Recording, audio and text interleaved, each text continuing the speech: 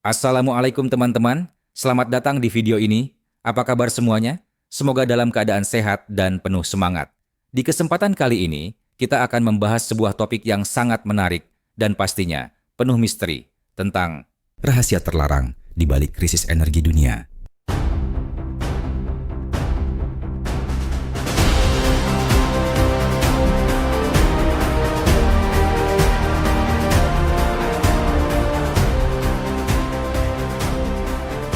Di balik kemajuan teknologi dan peradaban industri, terdapat satu narasi besar yang membentuk fondasi sistem energi dunia, bahwa minyak bumi adalah hasil peluruhan materi organik dari zaman prasejarah, khususnya jasad dinosaurus dan vegetasi purba.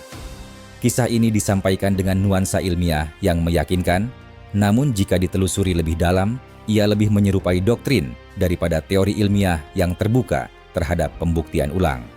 Dunia telah digiring untuk mempercayai bahwa minyak adalah sumber daya yang rapuh, terbatas, dan pada akhirnya akan habis, sebuah persepsi yang digunakan sebagai alat kendali.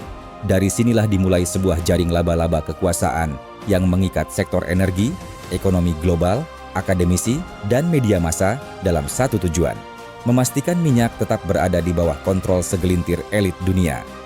Narasi ini tidak berdiri sendiri, ia dijaga oleh institusi pendidikan tinggi, didanai oleh perusahaan minyak raksasa, dikampanyekan oleh media arus utama, dan disokong oleh kebijakan politik internasional. Maka dari itu, mempertanyakan keabsahan asal-usul minyak bumi bukanlah sekadar langkah ilmiah, tapi juga tindakan yang mengguncang tatanan dominasi global. Teori alternatif seperti abiogenesis yang menyatakan bahwa minyak berasal dari dalam bumi sebagai bagian dari dinamika geokimia planet ini telah ada sejak lebih dari 1 abad yang lalu. Namun, ia ditolak, diremehkan, bahkan dibungkam karena mengancam monopoli para penguasa energi. Kebenaran ilmiah telah menjadi barang dagangan yang dibentuk sesuai selera pihak yang paling berkuasa secara ekonomi dan politik. Dalam kerangka nubuat akhir zaman, semua ini bukan sekadar teori konspirasi, melainkan realisasi nyata dari sistem penyesatan global yang telah diperingatkan Rasulullah SAW. Fitnah akhir zaman bukan hanya dalam bentuk kekerasan atau kekacauan, tetapi juga dalam bentuk pengetahuan yang dipelintir, kenyataan yang disamarkan, dan umat manusia yang dipaksa hidup dalam ilusi. Ketika minyak dijadikan alat untuk mengendalikan ekonomi, menciptakan konflik antar bangsa, dan menaklukkan negara miskin, maka sesungguhnya dunia telah memasuki fase di mana kebenaran bukan lagi berdasarkan fakta, melainkan berdasarkan siapa yang paling keras menyuarakannya. Inilah masa ketika neraka tampil seperti surga, dan surga digambarkan sebagai ancaman, sebuah pertanda bahwa sistem Dajjalik tengah bekerja secara sistematis di seluruh penjuru dunia. Di banyak sekolah di seluruh dunia, sejak tingkat dasar, anak-anak diperkenalkan pada konsep bahwa minyak bumi adalah hasil pembusukan fosil dinosaurus dan tumbuhan purba. Doktrin ini diajarkan seolah-olah telah terbukti final, tidak memerlukan pembuktian ulang, dan diterima secara universal.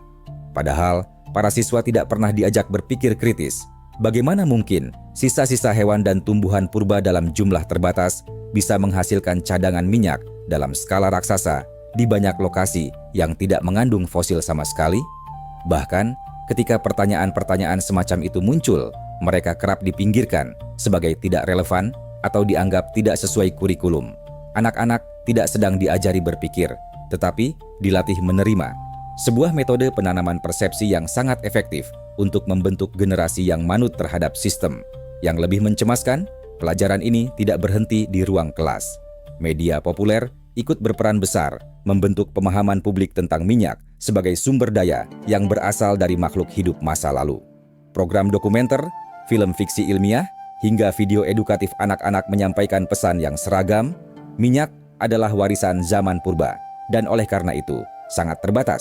Maka muncul ketakutan kolektif tentang habisnya minyak yang kemudian dijadikan pembenaran untuk krisis harga, kebijakan subsidi, perang antar negara, bahkan transisi energi yang justru masih dikendalikan oleh pihak yang sama. Kepanikan buatan ini telah menjadi alat pemerasan global, bukan kepada negara miskin saja, tapi kepada seluruh peradaban manusia. Dalam perspektif kenabian, hal semacam ini adalah bentuk fitnah yang halus, namun mematikan. Rasulullah SAW bersabda bahwa di akhir zaman akan muncul Dajjalun Kazzabun, pembohong-pembohong besar yang mengelabui manusia dengan kebohongan, seolah kebenaran. Apa yang lebih berbahaya dari ilmu pengetahuan yang sengaja diselewengkan untuk memanipulasi kehidupan manusia? Mitos minyak fosil adalah bagian dari jaring kendali global yang menyasar bukan hanya tubuh, tetapi juga pikiran. Ia bukan sekadar kesalahan sains, tapi bagian dari proyek besar untuk memisahkan manusia dari kebenaran dan menjerat mereka dalam sistem yang tampaknya modern, namun sejatinya adalah bentuk penjajahan baru yang lebih licik dari kolonialisme bersenjata. Teori bahwa minyak bumi berasal dari sisa-sisa makhluk hidup purba dikenal sebagai teori biogenik, dan ia pertama kali dipopulerkan pada abad ke-18 oleh ilmuwan Rusia bernama Mikhail Lomonosov. Namun, ide ini baru mendapatkan dukungan besar-besaran setelah munculnya kebutuhan untuk mengontrol pasar energi global di awal abad ke-20. Kala itu, perusahaan-perusahaan minyak raksasa seperti Standard Oil milik keluarga Rockefeller mendanai riset-riset yang mengukuhkan asal-usul organik minyak. Dengan membiayai universitas dan jurnal ilmiah, mereka membentuk konsensus semu bahwa minyak adalah hasil dari fosil yang terurai jutaan tahun. Dengan kata lain, teori ini bukan lahir dari proses ilmiah yang netral, melainkan dari kebutuhan strategis untuk mengendalikan narasi dan menciptakan persepsi kelangkaan.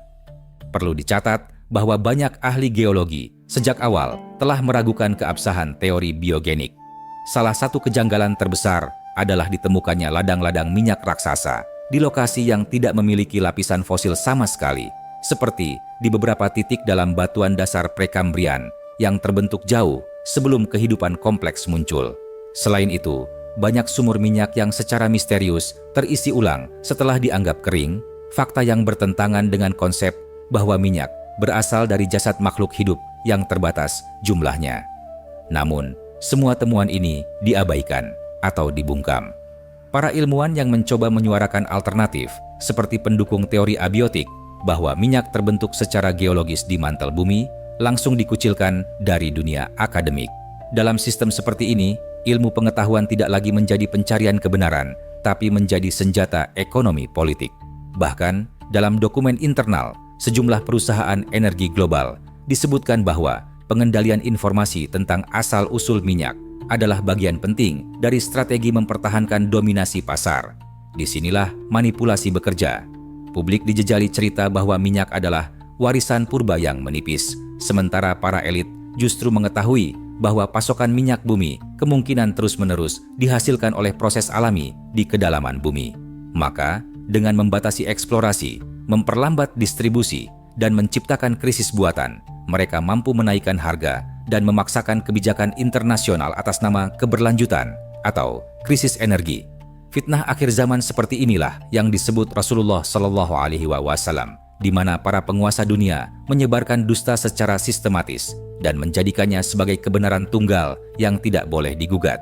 Di balik dominasi narasi biogenik, tersembunyi sebuah teori yang jauh lebih masuk akal secara geologis, namun sengaja disembunyikan dari ruang publik, teori abiotik. Teori ini menyatakan bahwa minyak bumi bukan berasal dari jasad makhluk hidup purba, melainkan merupakan hasil reaksi kimia alami antara karbon, hidrogen, dan unsur lainnya di dalam mantel bumi. Proses ini memungkinkan minyak untuk terus terbentuk dan bermigrasi ke lapisan-lapisan kerak yang lebih dangkal, menciptakan deposit yang dapat diakses manusia. Teori ini didukung oleh banyak ilmuwan Uni Soviet sejak era 1950-an dan menjadi landasan eksplorasi minyak di kedalaman ekstrem yang tidak mengandung fosil. Anehnya, sumur-sumur yang dibor berdasarkan teori abiotik ini justru sukses menghasilkan minyak, bahkan di area yang sebelumnya dianggap mustahil oleh teori biogenik. Salah satu pendukung utama teori ini adalah ilmuwan geofisika Thomas Gold, yang dalam bukunya The Deep Hot Biosphere mengungkapkan bahwa banyak sumur minyak dan gas yang ditemukan pada kedalaman jauh di bawah zona fosil, serta di lokasi-lokasi yang tidak sesuai dengan kondisi biologis masa lalu. Ia juga menyampaikan bahwa gas metana, hidrokarbon paling sederhana, ditemukan di banyak planet dan satelit luar angkasa yang tak pernah memiliki kehidupan. Sebuah bukti bahwa pembentukan hidrokarbon tidak membutuhkan jasad makhluk hidup. Namun Gold, seperti para ilmuwan Rusia sebelumnya, mengalami penolakan keras dari komunitas akademik Barat. bukan karena argumennya salah secara ilmiah, tetapi karena jika diterima, maka seluruh skema kelangkaan energi dunia akan runtuh, dan dengan itu, kekuasaan elit atas pasar energi global akan terguncang. Teori abiotik bukan hanya alternatif ilmiah, tetapi juga ancaman terhadap tatanan dunia yang dibangun di atas ketakutan palsu. Jika masyarakat dunia tahu bahwa minyak bukanlah sumber daya yang hampir habis, melainkan produk alami bumi yang terus dihasilkan, maka semua bentuk kontrol, dari harga minyak, kebijakan energi, perang antar negara, hingga transisi global menuju sumber daya baru yang juga dikendalikan oleh elit akan kehilangan legitimasi. Inilah sebabnya mengapa kebenaran ini dikubur. Dan dalam kerangka akhir zaman, situasi ini mencerminkan sabda Rasulullah SAW bahwa akan datang masa di mana kejujuran dianggap kebodohan dan kebohongan dianggap kebenaran. Dunia tidak sedang kekurangan energi, tetapi kekurangan keberanian untuk membongkar sistem kebohongan yang sudah terlalu lama bercokol dan menjadi alat kekuasaan yang nyaris absolut. Setelah narasi palsu mengenai asal-usul minyak bumi tertanam kuat dalam benak publik, babak berikutnya dalam strategi para elit global adalah menjadikan minyak sebagai alat hegemonik untuk mengendalikan jalannya peradaban. Dalam sistem ini, minyak tidak lagi sekadar komoditas energi, ia berubah menjadi senjata geopolitik, alat kontrol moneter, serta jantung dari perang informasi. Siapa yang menguasai minyak bukan hanya menguasai energi, tapi juga arah ekonomi, politik luar negeri, dan nasib negara-negara berkembang.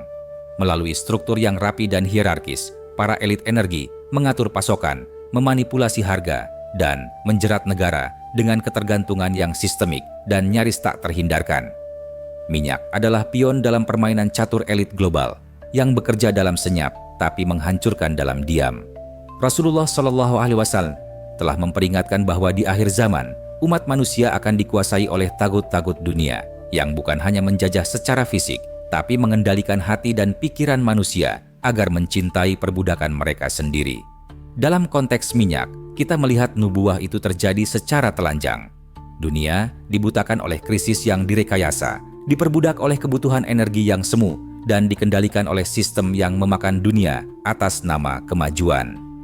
Di balik setiap fluktuasi harga minyak dunia, tersembunyi struktur kekuasaan yang tidak terlihat oleh publik awam, kartel energi global. Meskipun pasar energi digambarkan sebagai sistem kompetitif yang terbuka, kenyataannya harga minyak ditentukan oleh sejumlah kecil pemain besar yang memiliki kontrol terhadap eksplorasi, distribusi, dan informasi. Perusahaan seperti ExxonMobil, BP, Chevron, dan Shell hanyalah wajah korporasi dari kekuatan finansial yang lebih dalam yang terhubung dengan keluarga elit global seperti Rockefeller, Rothschild, dan institusi perbankan internasional. Mereka beroperasi bukan hanya sebagai bisnis, tetapi sebagai aktor geopolitik yang mampu menjatuhkan pemerintahan, memicu perang, dan membentuk peta dunia sesuai kepentingannya. Organisasi seperti OPEC sering dijadikan kambing hitam ketika harga minyak melonjak atau anjlok. Namun, banyak kebijakan OPEC ternyata tidak berdiri independen, melainkan didesak oleh tekanan diplomatik dan ekonomi dari kekuatan Barat. Negara-negara produsen minyak di Timur Tengah, meski kaya, tetap berada dalam lingkaran ketergantungan terhadap sistem perbankan dan keamanan global yang dikendalikan oleh kekuatan yang sama. Ketika sebuah negara berani keluar dari jalur ini, seperti yang dilakukan Saddam Hussein ketika berencana menjual minyak dalam euro, atau Muammar Gaddafi dengan dinar emas Afrika, maka intervensi militer dan propaganda internasional segera menyusul. Minyak dalam tangan kartel ini menjadi alat pembenaran segala bentuk agresi dan dominasi. Model pengendalian ini begitu halus dan sistemik sehingga tidak mudah dikenali sebagai bentuk penjajahan.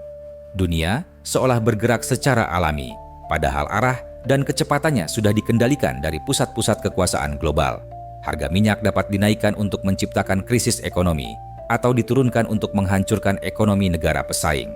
Kenaikan harga BBM di negara-negara berkembang bukanlah semata-mata karena pasar global, tapi hasil rekayasa harga yang disengaja untuk memperbesar utang, memperlemah mata uang, dan memaksa negara tunduk pada kebijakan tertentu. Dalam kerangka akhir zaman, ini adalah bentuk dominasi tahkim, di mana hukum dan kedaulatan suatu negeri tak lagi berada di tangan rakyatnya, tapi dikendalikan oleh entitas asing yang bekerja dalam bayang-bayang. Rasulullah SAW mengingatkan bahwa di masa itu, orang zalim dianggap pemimpin dan orang yang amanah dianggap pengkhianat. Inilah wajah kartel minyak global hari ini. Penguasa dunia yang tidak terpilih, tidak dikenal rakyat, tapi menentukan segalanya dari balik layar.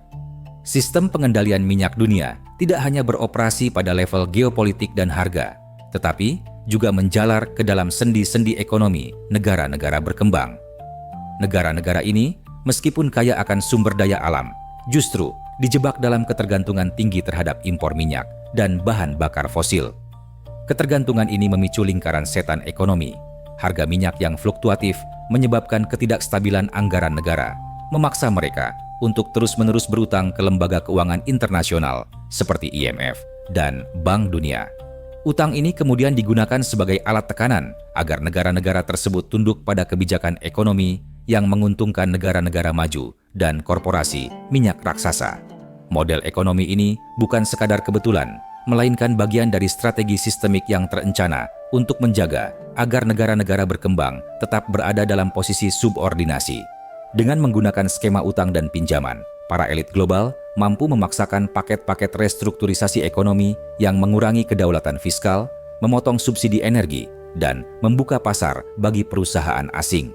Akibatnya, rakyat miskin di negara-negara tersebut merasakan dampak langsung berupa kenaikan harga bahan pokok dan energi yang semakin memperbesar jurang ketimpangan sosial. Ketergantungan ini juga menjadikan negara-negara berkembang sangat rentan terhadap krisis ekonomi global yang dimanipulasi oleh kekuatan pasar minyak. Dari perspektif hadis, situasi ini mencerminkan peringatan Nabi Muhammad SAW tentang masa di mana orang-orang akan terjerat oleh hutang yang menindas dan dijajah melalui ekonomi. Rasulullah menyebutkan bahwa pada akhir zaman akan muncul fitnah besar yang merusak tatanan sosial dan ekonomi umat, di mana kezaliman tidak hanya dilakukan dengan pedang, tetapi juga melalui alat-alat ekonomi yang tersembunyi.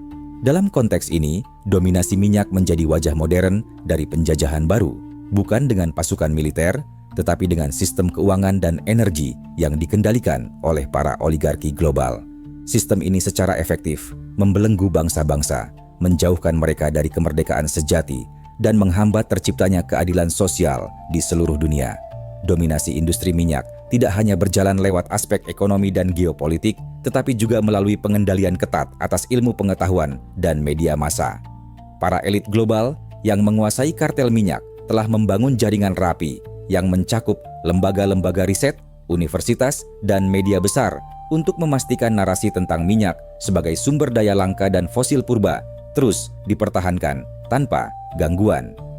Pendanaan penelitian yang sangat besar dari korporasi minyak memberikan pengaruh kuat pada arah studi dan hasil ilmiah yang dipublikasikan, sekaligus menekan munculnya teori alternatif seperti teori abiotik yang berpotensi menggoyahkan monopoli energi mereka. Selain itu, media massa, baik televisi, surat kabar, hingga platform digital, berfungsi sebagai corong propaganda yang membentuk persepsi publik. Isu-isu terkait minyak seringkali dibingkai sedemikian rupa agar krisis energi tampak nyata dan tak terhindarkan, sehingga kebijakan mahal dan kontroversial terkait energi dapat diterima oleh masyarakat. Media juga secara sistematik menekan suara-suara kritis, termasuk ilmuwan, aktivis, dan jurnalis independen yang mencoba membuka tabir kebohongan ini. Dengan demikian, masyarakat luas dikurung dalam lingkaran informasi yang terkontrol ketat, membuat alternatif kebijakan energi yang lebih berkelanjutan dan mandiri sulit mendapat ruang berkembang. Fenomena ini sesuai dengan peringatan Rasulullah SAW tentang fitnah besar di akhir zaman, di mana penipuan dan dusta akan tersebar luas melalui sarana komunikasi dan pendidikan. Beliau menyebutkan bahwa umat akan hidup di zaman di mana orang jujur dianggap bodoh dan para pendusta dianggap pintar, serta kebenaran yang hakiki sulit ditemukan karena tertutup oleh kebohongan terorganisir. Dalam konteks pengendalian ilmu dan media oleh para oligarki energi, kita menyaksikan implementasi nyata dari sabda tersebut. Sebuah dunia di mana kebenaran disembunyikan demi menjaga kekuasaan dan keuntungan segelintir pihak, sementara umat manusia dipaksa menerima narasi palsu yang melemahkan kesadaran dan kebebasan berpikir. Manipulasi narasi minyak bumi sebagai sumber daya langka telah mendorong munculnya budaya konsumtif yang berlebihan di masyarakat modern. Rasa takut akan kelangkaan energi membuat manusia terjebak dalam siklus kebutuhan terus-menerus terhadap bahan bakar fosil yang pada akhirnya memperkuat dominasi korporasi minyak dan oligarki global. Budaya ini tidak hanya mengikis kesadaran ekologis, tetapi juga melemahkan nilai-nilai solidaritas dan kebersamaan. Ketergantungan pada energi fosil seringkali diiringi oleh gaya hidup yang serba instan dan materialistis, di mana kebahagiaan dan status sosial diukur dari kepemilikan barang dan akses terhadap energi. Akibatnya, banyak masyarakat yang kehilangan arah dalam hal moralitas dan spiritualitas. Nilai-nilai kejujuran, keadilan, dan kepedulian sosial semakin tergerus oleh hasrat akan keuntungan dan kemewahan semu. Ketika manusia terjebak dalam sistem yang menuntut konsumsi berlebihan, mereka juga menjadi lebih mudah dimanipulasi oleh propaganda dan kebohongan yang mendukung kelangsungan industri minyak.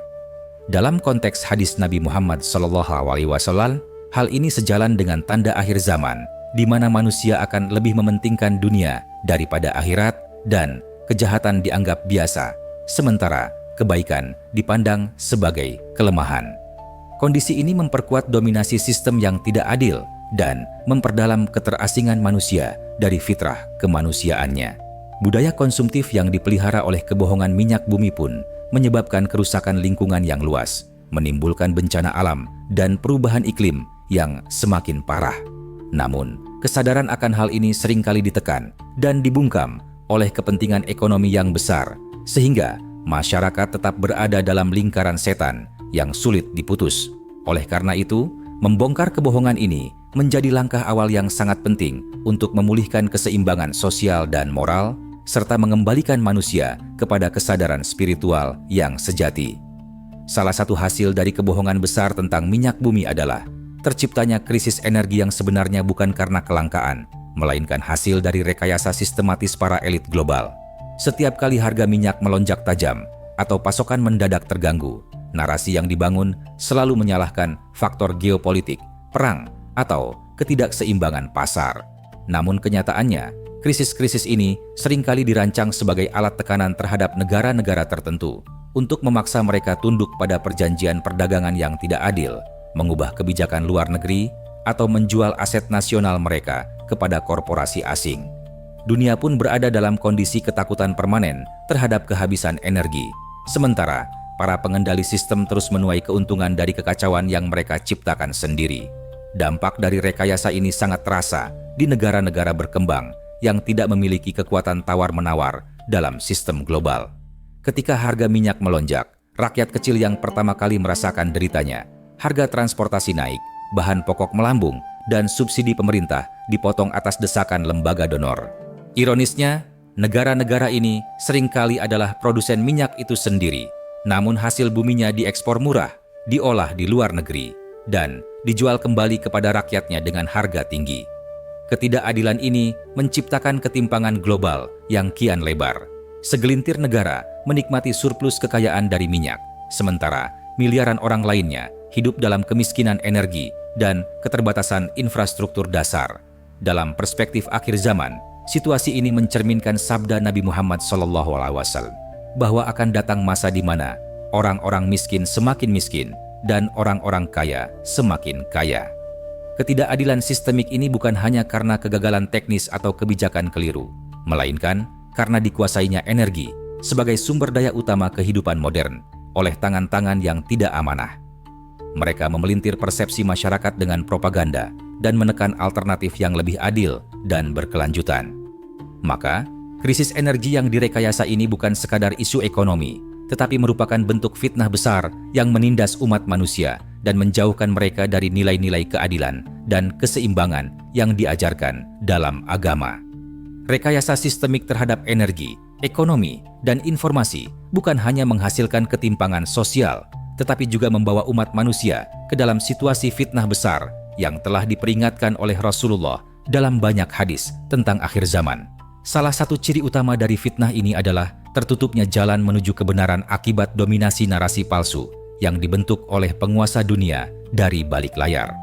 Kebenaran mengenai asal-usul minyak bumi, potensi energi alternatif, dan kepalsuan krisis energi ditutupi oleh kedok ilmiah dan media, sehingga manusia tersesat dalam ilusi yang dibuat secara masif. Dunia terbalik, di mana yang hak dianggap batil, dan yang batil justru dipuja sebagai sains, kemajuan, atau kebijakan ekonomi cerdas.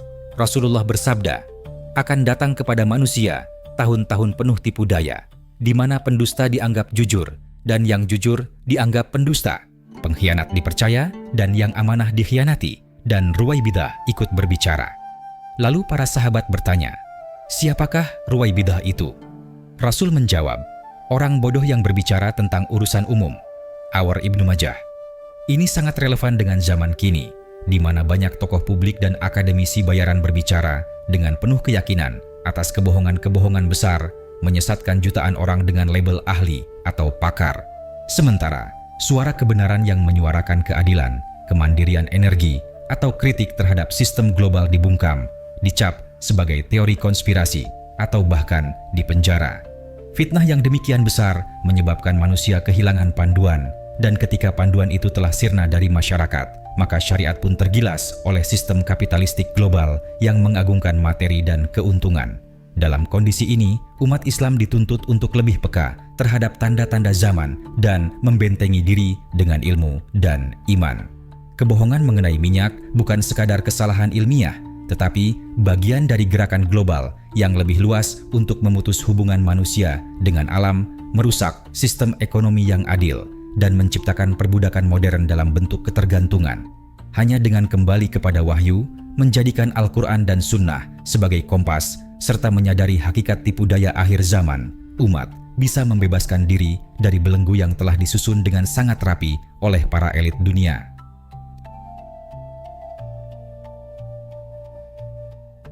Selama puluhan tahun, dunia sains telah digiring untuk menerima doktrin bahwa minyak bumi adalah hasil dari pembusukan jasad makhluk hidup purba seperti dinosaurus yang terbentuk dalam waktu jutaan tahun dan karenanya sangat terbatas jumlahnya.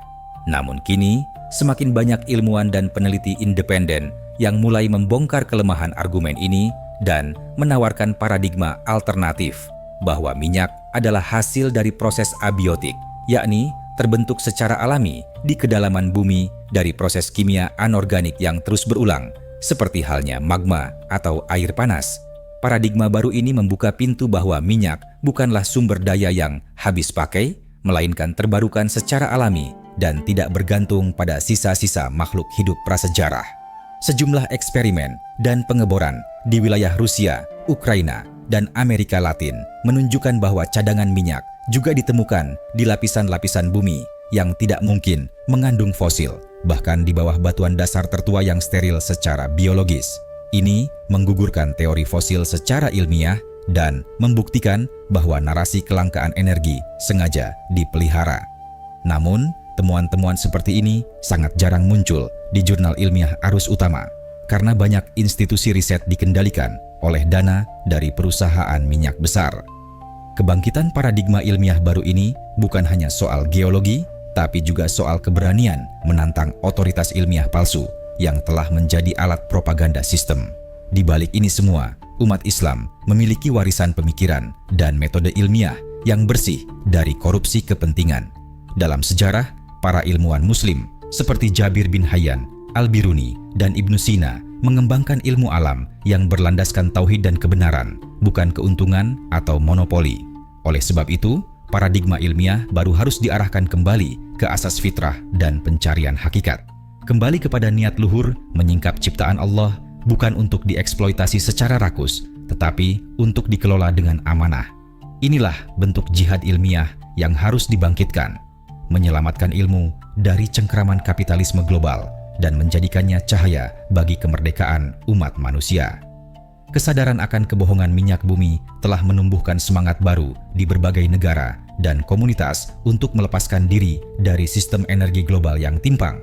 Banyak negara berkembang mulai menggali potensi energi terbarukan seperti tenaga surya, angin, air, bahkan eksperimen dengan teknologi hidrogen dan magnetik.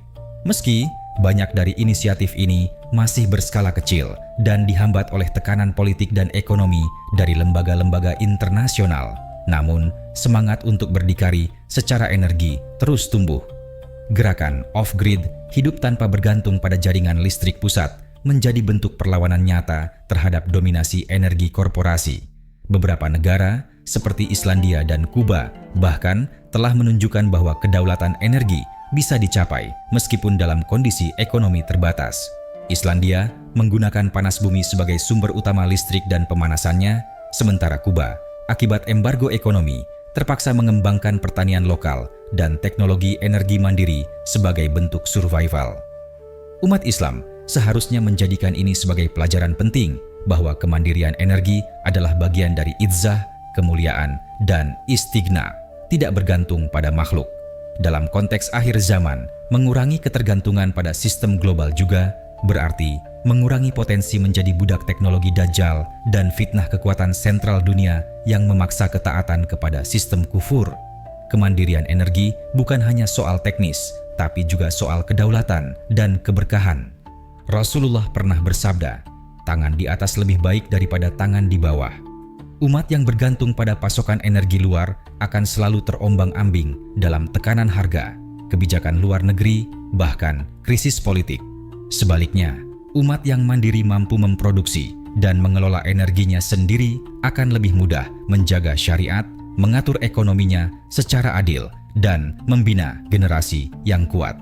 Maka, membangun kemandirian energi adalah bentuk nyata dari perjuangan fisik dan spiritual menuju kemerdekaan hakiki. Di tengah kebingungan global atas krisis energi dan manipulasi informasi oleh elit dunia, spiritualitas Islam hadir bukan sebagai pelarian, melainkan sebagai fondasi perlawanan dan pembebasan yang sejati. Islam mengajarkan bahwa bumi dan segala isinya adalah amanah dari Allah, bukan komoditas yang harus dieksploitasi tanpa batas. Ketika sistem kapitalistik global membangun narasi bahwa kebahagiaan terletak pada konsumsi dan kontrol sumber daya, Islam justru menekankan zuhud, keadilan, dan keberkahan dalam hidup. Prinsip ini menjadi benteng kokoh dalam menghadapi fitnah akhir zaman, di mana sistem dunia didesain untuk menjauhkan manusia dari Tuhannya dan menjerat mereka dalam ketergantungan material. Spiritualitas Islam memandu umat untuk hidup dengan kesadaran akan tanggung jawab terhadap alam dan sesama. Dalam Al-Quran Allah berfirman, "Dan janganlah kamu membuat kerusakan di muka bumi setelah Allah memperbaikinya." QS Al-A'raf 56. Ini bukan hanya seruan ekologis, tapi juga perintah politik dan sosial. Jangan mengikuti sistem yang merusak dunia dengan kerakusan, monopoli, dan penipuan global. Rasulullah dan para sahabat hidup dengan prinsip kesederhanaan dan produktivitas yang tinggi, bukan karena keterpaksaan, tapi karena kedekatan mereka kepada akhirat. Dari sini, lahirlah kebijaksanaan dalam pengelolaan sumber daya, penghormatan terhadap ilmu, dan keberanian melawan kebatilan. Bahkan, jika itu datang dari kekuatan dunia terbesar sekalipun.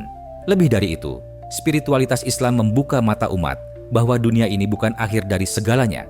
Dalam banyak hadis akhir zaman, Rasulullah telah memperingatkan akan datangnya masa di mana sistem global akan menyesatkan umat manusia, memperbudak mereka dengan kebutuhan palsu, dan menguasai mereka melalui fitnah Dajjal, sosok yang tak hanya bermata satu secara fisik, tapi juga mewakili ideologi tunggal, materialisme tanpa ruh.